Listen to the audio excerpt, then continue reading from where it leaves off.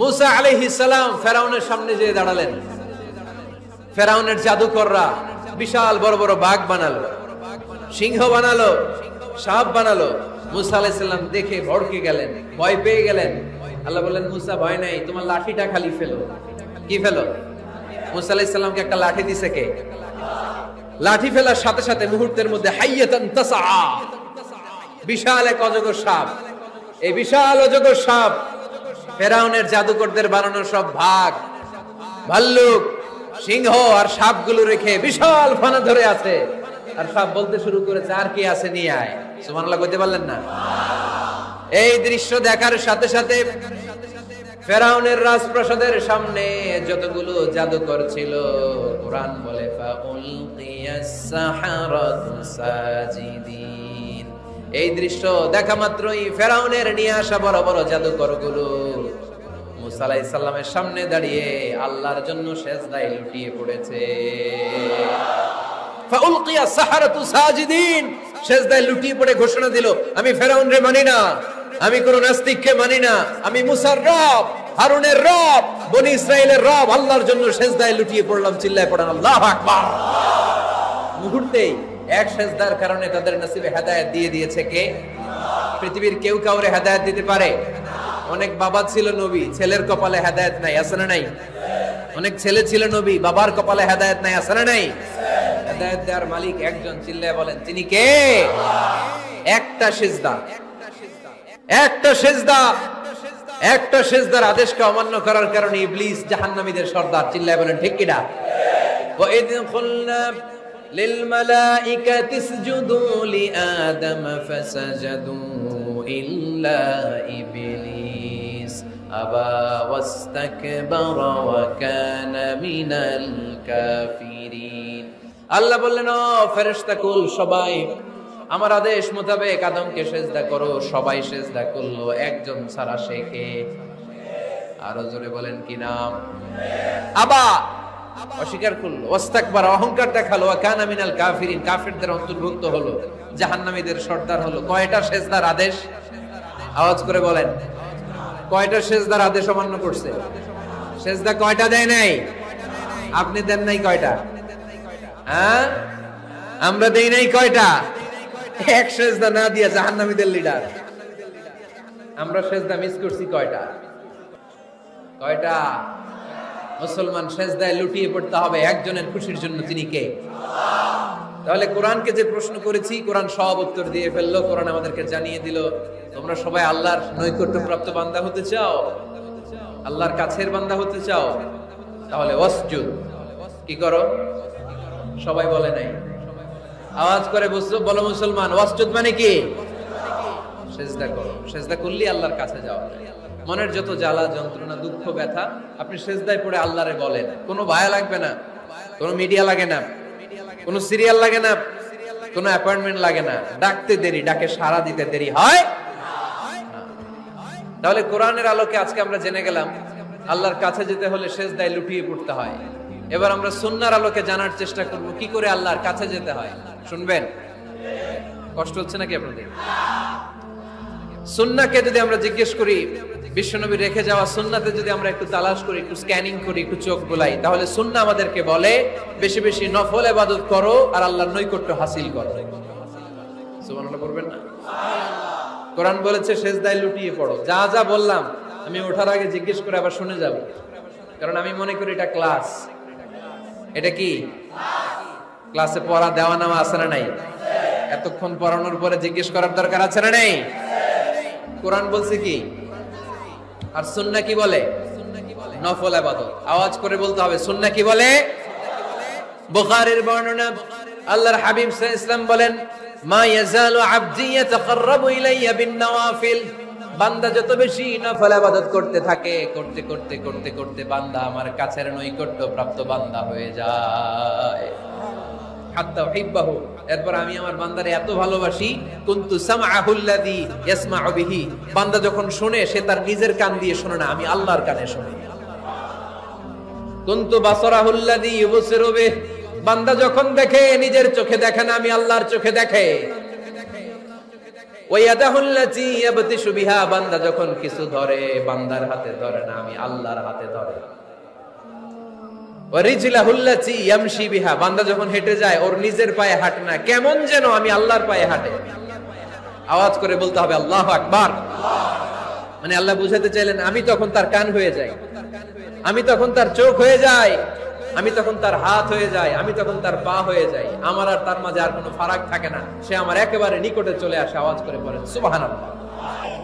এজন্য বিশ্বনবী সাল্লাল্লাহু আলাইহি ওয়াসাল্লাম বদরের প্রান্তরে তলোয়ার নাই, ঘোড়া নাই, ওট নাই, সৈন্য সামন্ত নাই, না খেয়ে হাড্ডি সারা 313 জন মুসলমানকে নিয়ে আল্লাহর উপর ভরসা করে বদরের প্রান্তরে দাঁড়ালেন। আর ওইদিকে কাফেরদের সৈন্যবাহিনী ছিল 1000। কয় হাজার? মুসলমান কয়জন? মাত্র 313 জন। ওদের কাছে অস্ত্র শস্ত্রে সজ্জিত সেনাবাহিনী। বিশ্বনবীর 313 জনের কাছে তলোয়ার নাই, ঘোড়া নাই, কিচ্ছু নাই। বিশ্বনবী আল্লাহর উপর ভরসা করে এক মুষ্টি বালি নিয়ে ওয়াশাহাতিল ওযু, কাফেরদের চোখগুলো ধ্বংস হোক বলে তিনি বালুগুলো ছড়িয়ে দিলেন। মুহূর্তের মধ্যে 1000 সৈন্যবাহিনীর কাফের সৈনিকদের চোখের মধ্যে ধূলিকণা পৌঁছে দিল কে? আল্লাহর হাবিব সাল্লাল্লাহু আলাইহি ওয়াসাল্লাম বদরের প্রান্তর থেকে এক মুষ্টি বালু নিয়ে বললেন শাহাতিল ওযু বলে তিনি বালু ছুড়ে মারলেন। 1000 সৈন্যবাহিনীর চোখের মধ্যে বালু ছড়াই দিছে কে? বুঝে শুনে উত্তর দিয়েন। এখানে 1000 লোক দাঁড়ানো, আমি বালু নিলাম, গায়ের যত জোর আছে সবার চোখের দিকে মারলাম। 1000 জনের চোখের ভিতরে ঢুকবে সর্বোচ্চ 5 জন, বেশি হইলে 10 জন, তার চেয়ে বেশি হইলে 20 জন, বেশি হইলে 50 জন। বুঝে শুনে উত্তর দিয়েন। আমার মুষ্টিবদ্ধ বালু ছুঁড়ে মারলে 1000 মানুষের চোখের মধ্যে পড়বে? আওয়াজ করে বলেন পড়বে। এজন্য আল্লাহ বলেন নবী ওটা তুমি মারো না, ওটা আমি মারছি। সুবহানাল্লাহ নাই? আল্লাহ বিশ্বনবীর ডেকে বলেন ওমা রামাইতা ইয রামাইতা ওয়ালাকিন্নাল্লাহা রামা। নবী হে, বালু তুমি ঠিকই তোমার হাতে নিয়েছো, কিন্তু আমি আল্লাহ নিজ দায়িত্বে 1000 কাফেরের চোখের ভেতরে বালুগুলো পৌঁছে দিয়েছি। তাহলে বান্দা যখন নফল ইবাদত করে তখন বান্দার হাত আর বান্দার হাত থাকে না, ওইখানে আল্লাহর হাত যুক্ত হয়ে যায়। বান্দার পা থাকে না, সেখানে আল্লাহর পা যুক্ত হয়ে যায়। বান্দা যখন দেখে নিজ চোখে দেখে না, আল্লাহর দৃষ্টিশক্তি সেখানে যুক্ত হয়ে যায়। চিল্লায় বলেন ঠিক কি না? এজন্য নফল ইবাদত করতে রাজি আছেন তো? সুনানে তিরমিজির বর্ণনায় আল্লাহর হাবিব সাল্লাল্লাহু আলাইহি ওয়াসাল্লাম বললেন হাদিসে কুদসি কিয়ামতের দিন বান্দার যখন ফরজে ঘাটতি হবে, কিসে ঘাটতি হবে? ফরজে। আল্লাহ পাক বলবেন উনজুরু হাল্লি আবদি মিন তাতাবু, ও ফেরেশতারা দেখো তো আমার বান্দা নফল করছে কিনা। ফরজে যেহেতু তার ঘাটতি, দেখো তো আমার বান্দার কোনো নফল ইবাদত আছে কিনা। ফেরেশতারা বলবে আছে।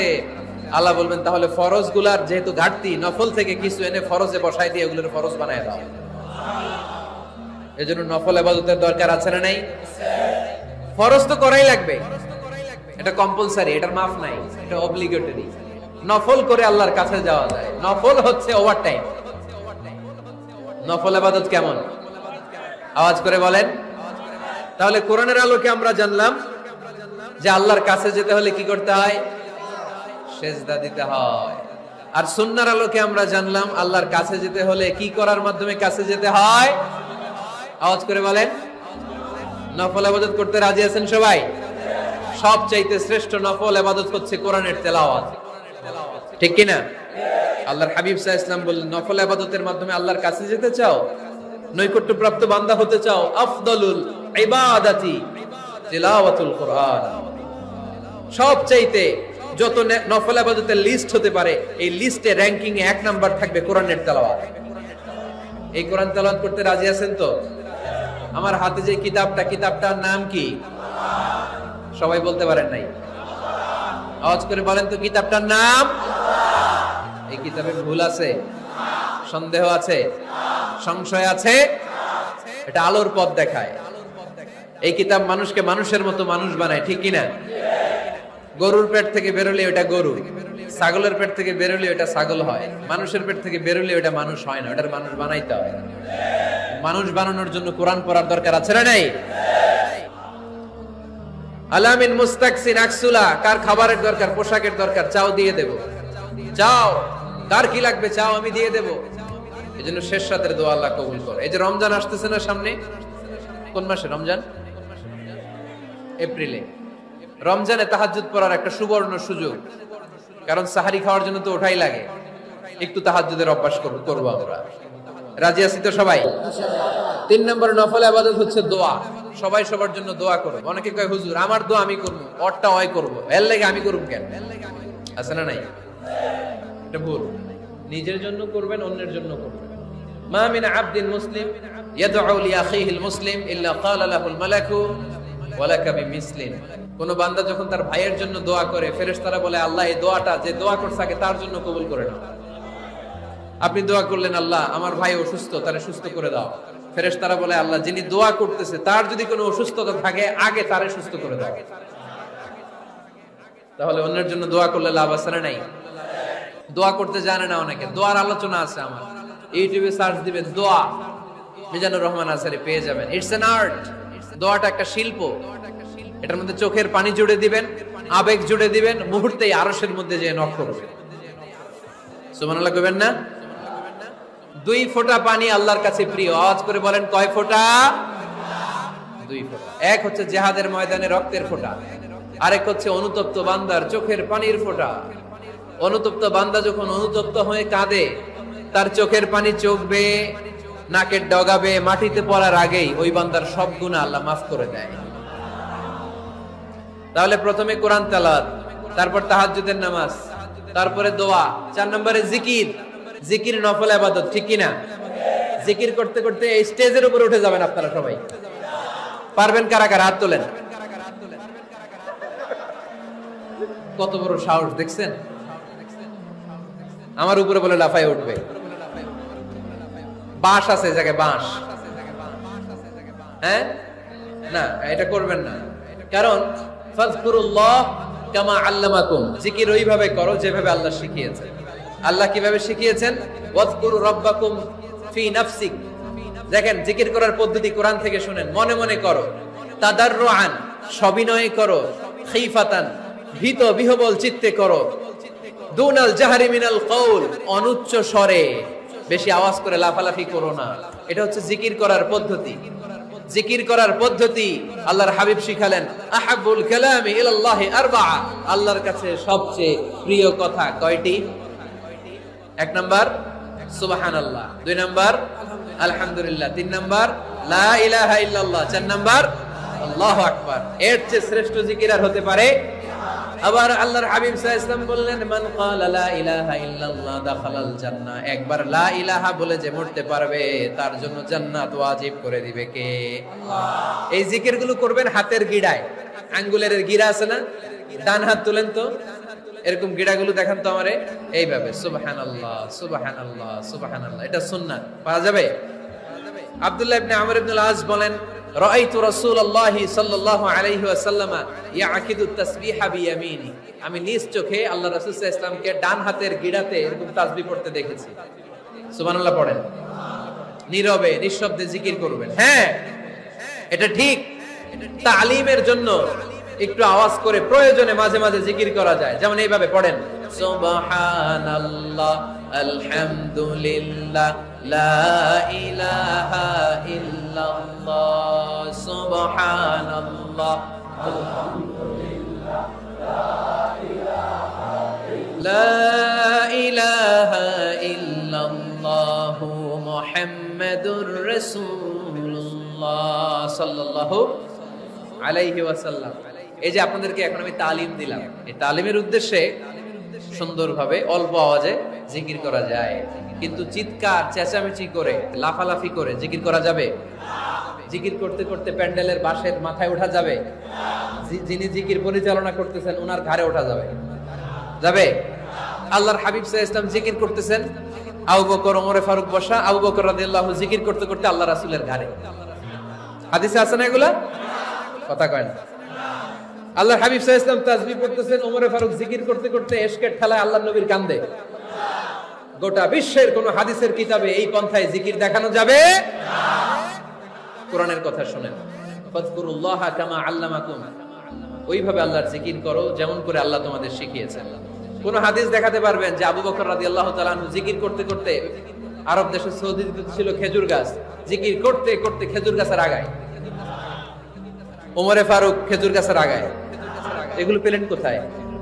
কেন এগুলো করেন?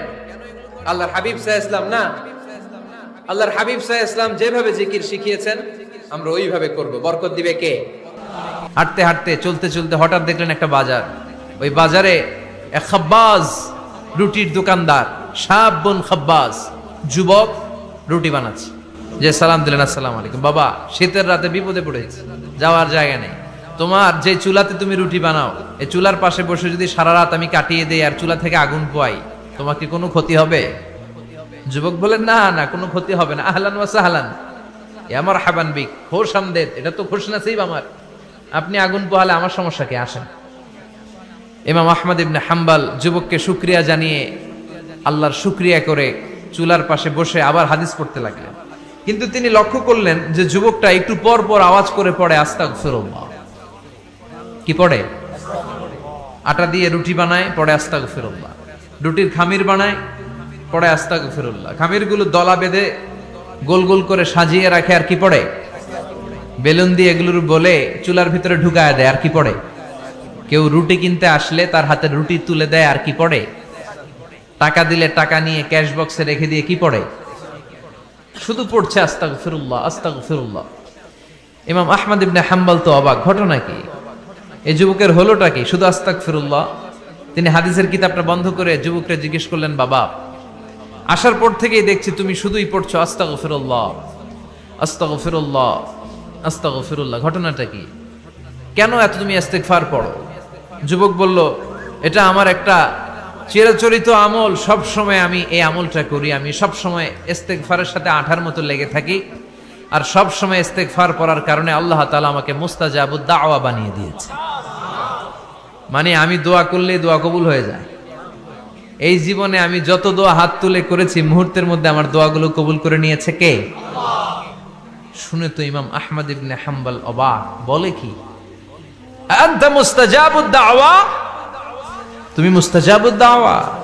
তুমি দোয়া করলেই কবুল? না, আনা মুস্তাজাবুদ দাওয়া। হ্যাঁ, আমি দোয়া করলেই কবুল হয়ে যায়। তুমি জীবনে যা দোয়া করেছো সব পেয়েছো? হ্যাঁ, আমি জীবনে যা দোয়া করেছি আমি সব পেয়েছি, সব দোয়া কবুল হয়েছে আমার জীবনে, শুধু একটা দোয়া ছাড়া। ইমাম আহমদ ইবনে হাম্বলের কৌতূহল আরো বেড়ে গেল। সব দোয়া তোমার কবুল হয়েছে, একটা দোয়া কবুল হয় নাই।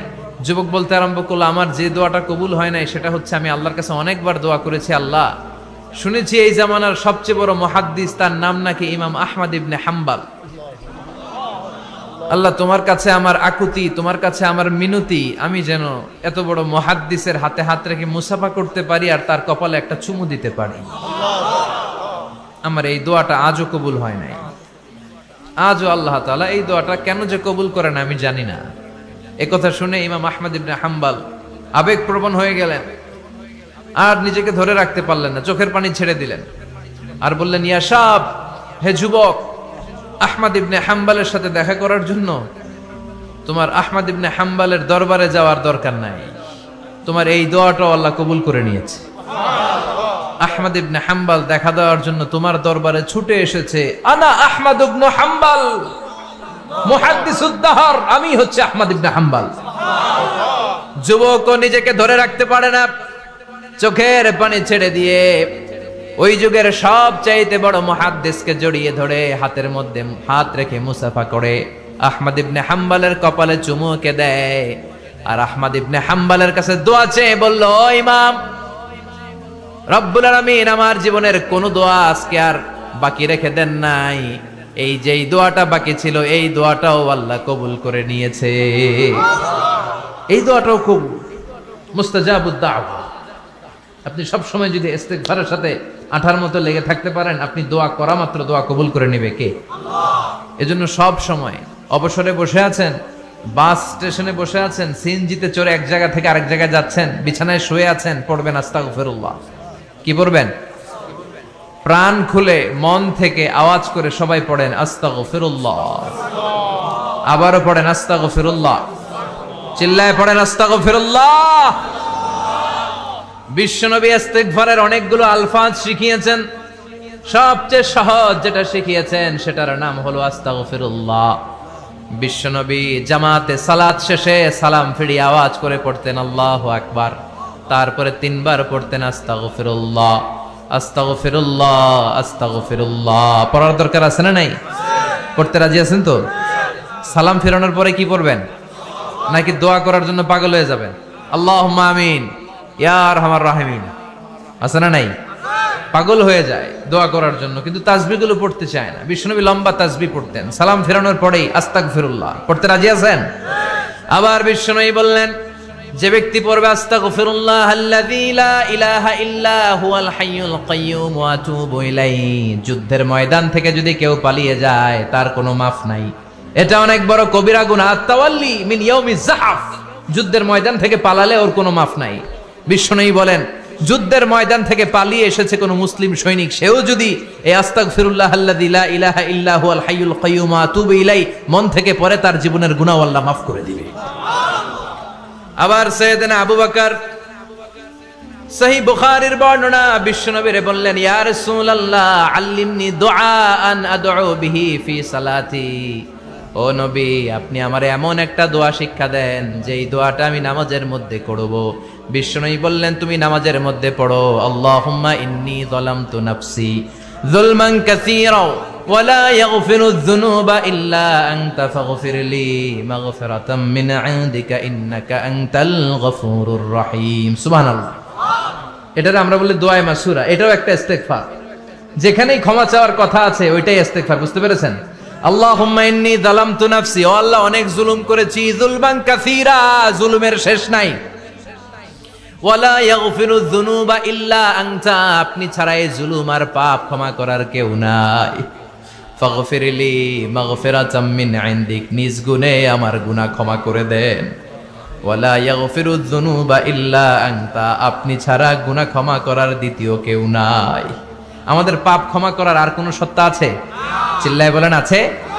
আবার বিশ্বনবী বললেন, যত ইস্তেগফার আছে সব ইস্তেগফারের সেরা সর্বশ্রেষ্ঠ ইস্তেগফারের নাম সাইয়্যিদুল ইস্তেগফার। কি নাম? সহিহ বুখারীর বর্ণনা, শাদ্দাদ ইবনে আউস রাদিয়াল্লাহু তাআলা আনহু বর্ণনা করে বলেন, কেউ যদি দিনের বেলা একবার সাইয়্যিদুল ইস্তেগফার পড়ে, ওই দিন যদি লোকটার মৃত্যু হয়ে যায়, মুহূর্তের মধ্যে লোকটারে জান্নাতি ঘোষণা দিয়ে দিবে কে? আল্লাহ। রাত্রি বেলা যদি কেউ সাইয়্যিদুল ইস্তেগফার একবার পড়ে, ওই রাতে ইন্তেকাল হলে তার জীবনের সব গুনাহ মাফ করে দিয়ে ওই লোকটারেও জান্নাতি করে দিবে কে? দিনে যদি সাইয়্যিদুল ইস্তেগফার একবার পড়েন, ওই দিনে ইন্তেকাল করলে আপনি জান্নাতি। রাতে যদি সাইয়্যিদুল ইস্তেগফার কেউ পড়েন, ওই রাতে ইন্তেকাল হলে আপনি জান্নাতি। এটা সহিহ বুখারীর বর্ণনা। সব ইস্তেগফারের রাজা, শ্রেষ্ঠ ইস্তেগফার। মুখস্থ আছে না? কার কার মুখস্থ আছে? হাত তুলেন।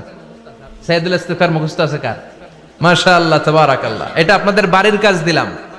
যাদের মুখস্থ নাই তারা গুগলে সার্চ করবেন সাইয়্যিদুল ইস্তেগফার, লেখা মাত্রই পেয়ে যাবেন। বইতে আছে, বিভিন্ন ইসলামিক দোয়ার বইতে আছে, গুগলে ইউটিউবে সার্চ দিলে পেয়ে যাবেন। এই সাইয়্যিদুল ইস্তেগফার প্রতিটা মুমিনের অন্তরে থাকার দরকার আছে না নাই? আল্লাহুম্মা আনতা রাব্বি লা ইলাহা ইল্লা আনতা খালাকতানি ওয়া আনা আবদুক ওয়া আনা আলা আহদিকা ওয়া ওয়া'দিকা মাস্তাতা'তু আউযু বিকা মিন শাররি মা সানা'তু আবুউ লাকা বিনি'মাতিকা আলাইয়া ওয়া আবুউ লাকা বিযামবি ফাগফিরলি ফাইন্নাহু লা ইয়াগফিরুয যুনুবা ইল্লা আনতা। সুবহানাল্লাহ পড়েন। এটার নাম সাইয়্যিদুল ইস্তেগফার। এটার নাম কি? কত হাবিজাবি দোয়া যে বানায় বানায় পড়ে তার শেষ নাই। বিশ্বনবী যে দোয়াগুলো শিখাইয়া দিলেন, এগুলো পড়তে সালাত শেষে 1 ঘন্টা সময় লাগবে আপনার। 1 ঘন্টার আগে মুসল্লা থেকে ওঠার কোনো সুযোগ নাই। চিল্লায় বলেন ঠিক কিনা? যা দেখো খালি চোখে সব কিছু আল্লাহর তাসবিহ পড়ে, সব আল্লাহর জিকির করে, সব আল্লাহর সিজদা দেয়। ওয়ান নাজমু ওয়াশ শাজারু ইয়াসজুদান, আকাশের তারা, দুনিয়ার বৃক্ষরাজি সিজদা দেয় একটা সত্তাকে। তিনি কে? অস্ট্রেলিয়ায় একটা শহর আছে সিডনি। সিডনিতে একটা জঙ্গল আছে, ওই জঙ্গলে একটা গাছ মানুষের মতো করে টু দ্য ডাইরেকশন অফ কিবলা, কিবলামুখী হয়ে এখনো রুকু দিয়ে আছে। সুবহানাল্লাহ পড়তে পারলেন না আওয়াজ করে? অনেক ক্যালেন্ডারে ছবিটা দেখা যায়, পেপার কাটিং আমি দেখেছি। একেবারে মানুষের মতো গাছটা। এটা এমন ভাবে বড় হয়েছে, এটা বড় হয়ে এমন ভাবে বেন্ড করেছে, মাথাটা বাঁকা হয়ে টু দ্য ডাইরেকশন অফ কিবলা, কিবলামুখী হয়ে রুকু করে আছে। অনেক গাছ আছে সেজদা করে আছে, গোটা বিশ্বের যা কিছু দেখা যায় সবকিছু সেজদায় লুটিয়ে পড়ে কার জন্য? সবকিছু জিকির করে কার? ওই কান আমাদের নাই তাই আমরা শুনি না, ওই চোখ আমাদের নাই তাই আমরা দেখি না, কিন্তু মহাবিশ্বের সবকিছু সেজদা করে কারে? এজন্য আমরাও সেজদা করতে চাই একজনকে। চিল্লায় বলেন তিনি কে? আমরা মসজিদে একটা সেজদা দেব, আবার মাজারে যে আরেকটা দেব। হ্যাঁ, সমস্যা কি? সব জায়গায় দিলাম, মসজিদেও কিছু দিলাম, মাজারেও কিছু দিলাম। কুমিল্লার ভাইয়েরা আওয়াজ করে উত্তর দাও, মুসলমান সেজদায় কোনো ভাগাভাগি চলে? আল্লাহর রাজত্বে কোনো ভাগাভাগি আছে? সেজদা চলবে একজনের জন্য, তিনি কে? কোনো ভণ্ডামির সাথে ইসলামের কোনো সম্পর্ক? ভণ্ডামির সাথে কোরআনের কোনো সম্পর্ক?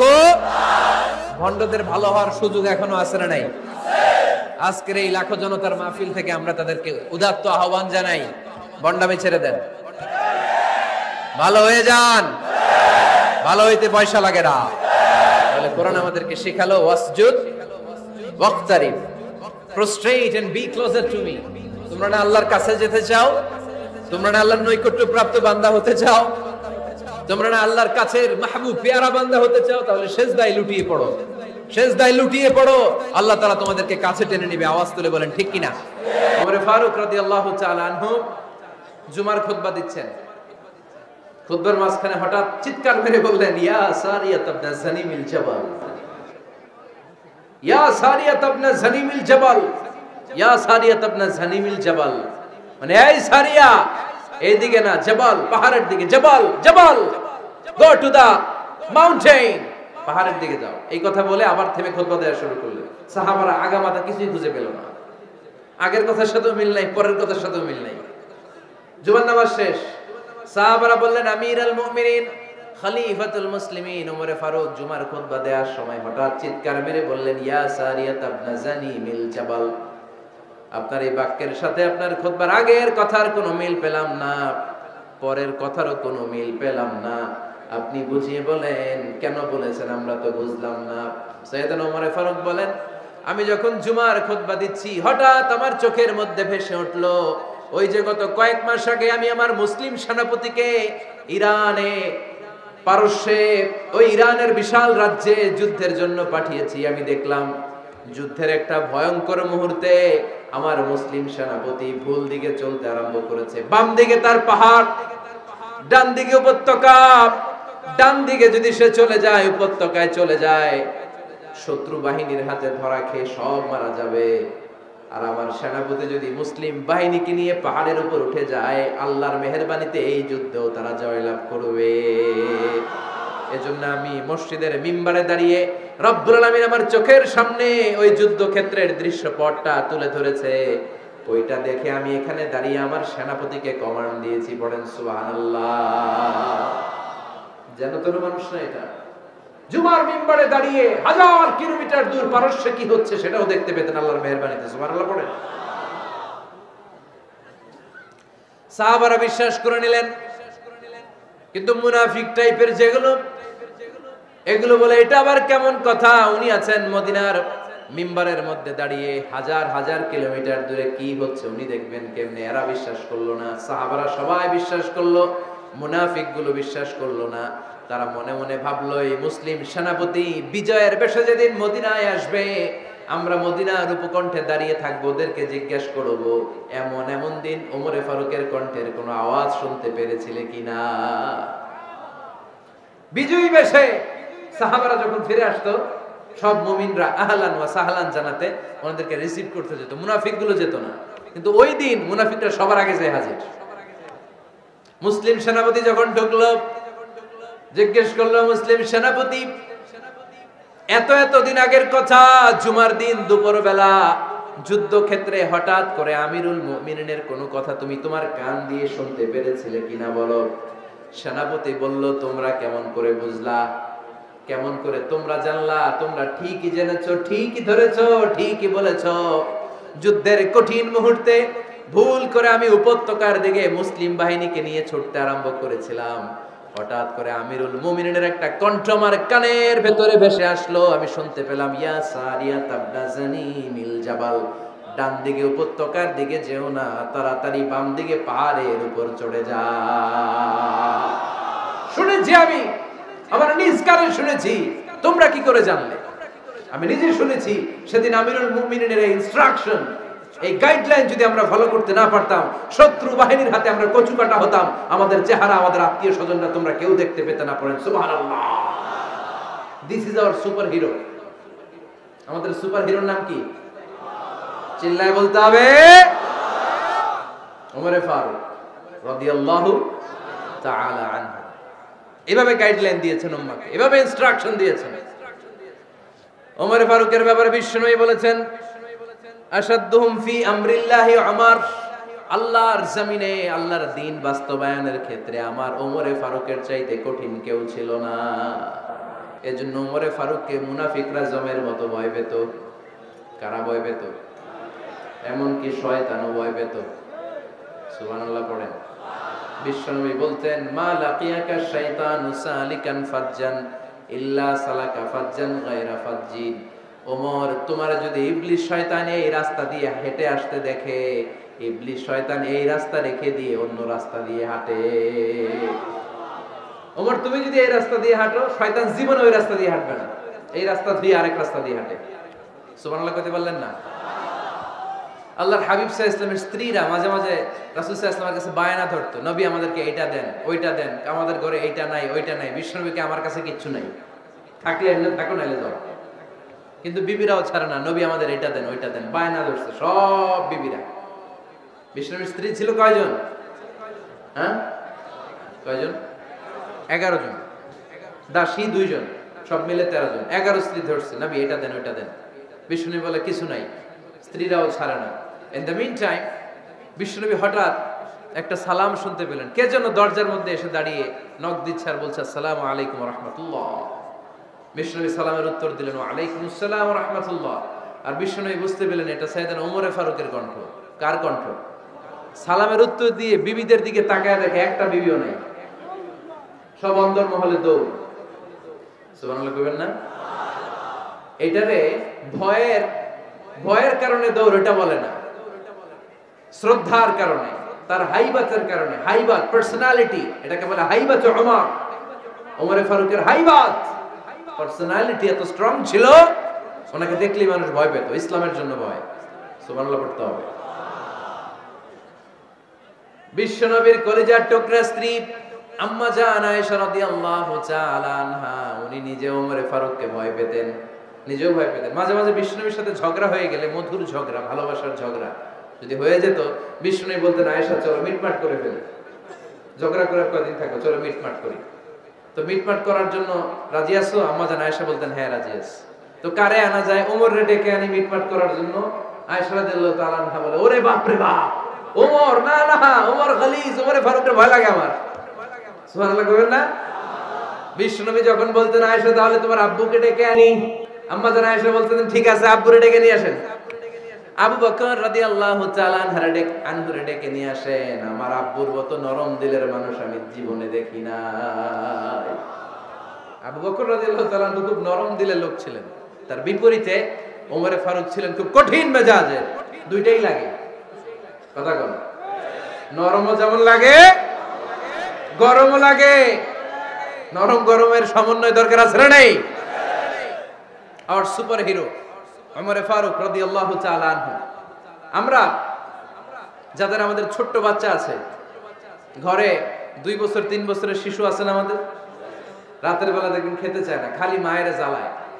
তো মা তখন বলে, এই খাও নাইলে ভূত আসবে, ওই যে বিড়াল আসবে, বাঘ আসবে, ভাল্লুক আসবে, এগুলো বলে না? এগুলো বলে ভুলিয়ে বালিয়ে বাচ্চাকে ভয় দেখিয়ে খাওয়াতে চায়। লক্ষ্মীপুরে আপনারা কিসের ভয় দেখান? হ্যাঁ, ভূতের। কিসের? কিসের?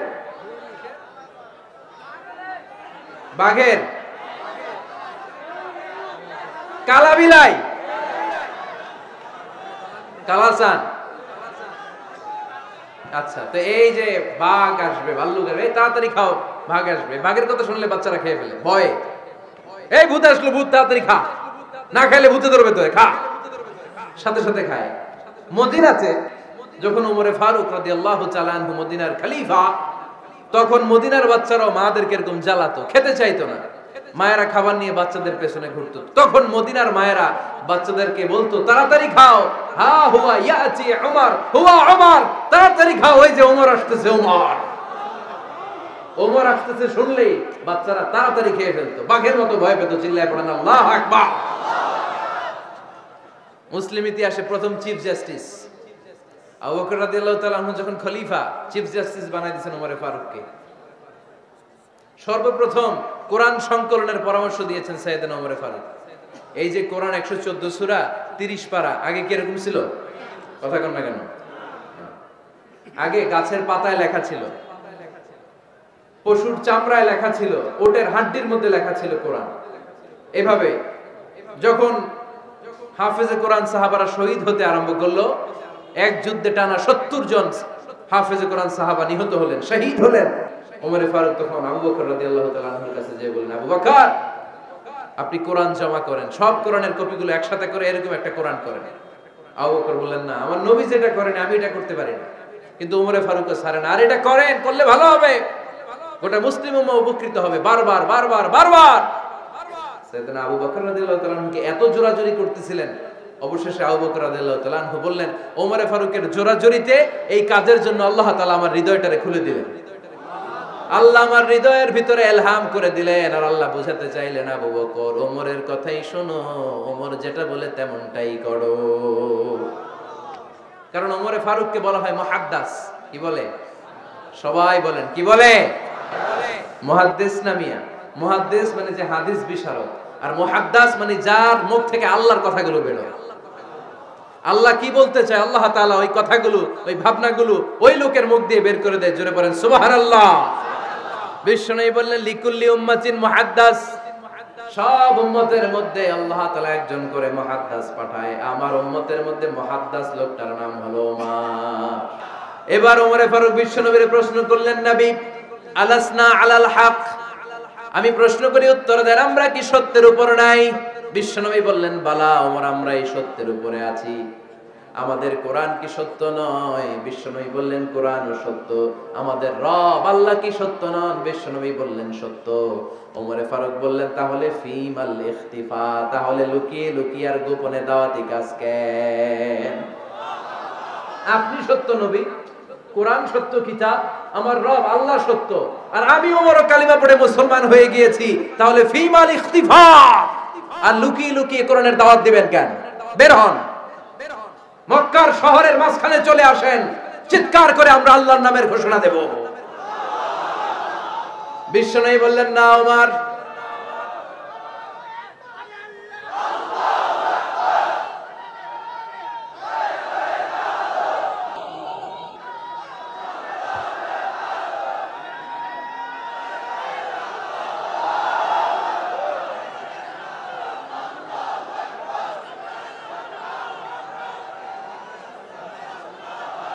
বিশ্বনবী ডেকে বললেন, না ওমর, এটা মাক্কি জীবন, ওমর এটা মাক্কি জীবন, এখানে দাওয়াতি কাজ করব লুকিয়ে লুকিয়ে, আস্তে আস্তে।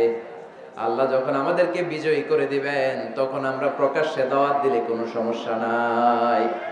সাইয়েদনা ওমর ফারুক বলেন, না ও নবী, আমার উপর ছেড়ে দেন, আমি দেখব আপনি আমারে শুধু মক্কার জমিনে একটা মিছিল দেওয়ার অনুমতি দেন।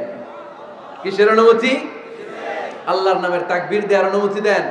বিশ্বনবী বললেন, ঠিক আছে, সাবধানে তাকবীর দিও। ওমর ফারুক তাকবীর দেওয়ার জন্য লক্ষ্য খুঁজতে আরম্ভ করলেন। মুসলিম 11 জন সাহাবাকে খুঁজে পেলেন। কয়জন? ওমর ফারুক বললেন, 11 জনই চলবে। 11 জনকে 2 লাইন করলেন। কয় লাইন? পিছনে 6 জন, সামনে 5 জন।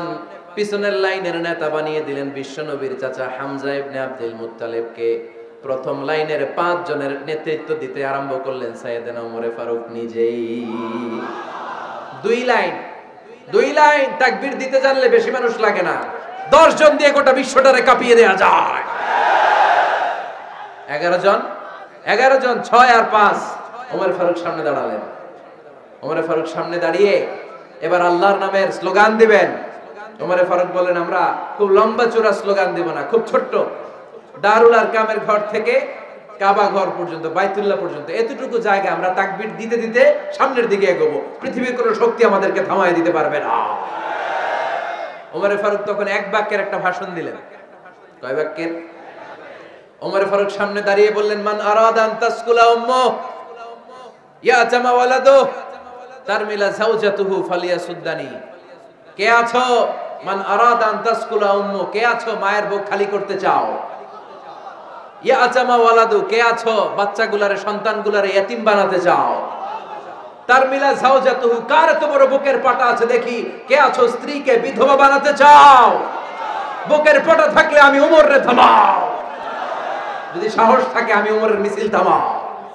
ওমর ফারুক শুরু করলেন, আল্লাহু আকবার, আল্লাহু আকবার, আল্লাহু আকবার। স্লোগান দিতে দিতে সাইয়েদনা ওমর ফারুক কাবার গিলাফ যে স্পর্শ করলেন, ওমর ফারুকের এই স্লোগান কেউ থামাতে পারে নাই। কিয়ামত পর্যন্ত এই আল্লাহর নামের স্লোগান কেউ থামাতে পারবে না। চিল্লায় বলো ঠিক কিনা?